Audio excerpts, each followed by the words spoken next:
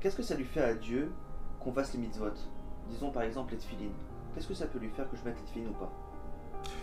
D'abord et avant tout, il faut savoir une chose, c'est que quand on est un roi, comme le créateur du monde qui est roi, eh bien, on a un système de vie avec des codes, avec des raisons qui des fois nous dépassent. C'est vrai que dans l'absolu, de mettre deux boîtes noires, une sur la tête et une sur le bras, on pourrait demander à Dieu qu'est-ce que ça lui rapporte. En réalité, la question est mal posée. Qu'est-ce que ça nous rapporte à nous?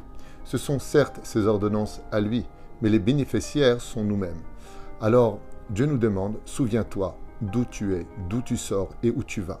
Ainsi donc, sont inscrits dans nos téphilines, non pas stam des boîtes noires, qu'on pourrait le constater d'extérieur, des parchemins qui nous rappellent nos obligations. Mais si on approfondissait un tout petit peu plus, eh bien, il faut savoir que chaque mitzvah que nous pratiquons, non seulement est un énorme mérite pour nous, mais de qui plus est, nous aide à y voir la vérité. Par exemple, le Zohar nous dit que quand on met les téphilines sur le bras gauche contre le cœur, on atténue les forces du Yetzer Hara, les forces du mal, les pulsions animales.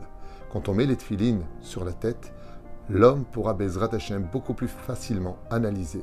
La Torah nous rend sages et intelligents. Nous sommes les bénéficiaires de tous ces commandements.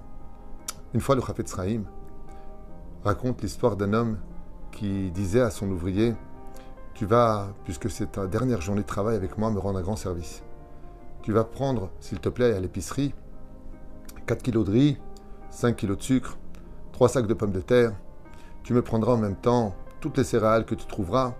Et la personne lui dit: excusez-moi, mais pour ma dernière journée, vous ne trouvez pas que vous exagérez? Je suis tellement fatigué, mon dos est épuisé, je suis complètement, sans force. Et le patron lui dit à son ouvrier à ce moment-là: non, je voulais simplement te faire un cadeau.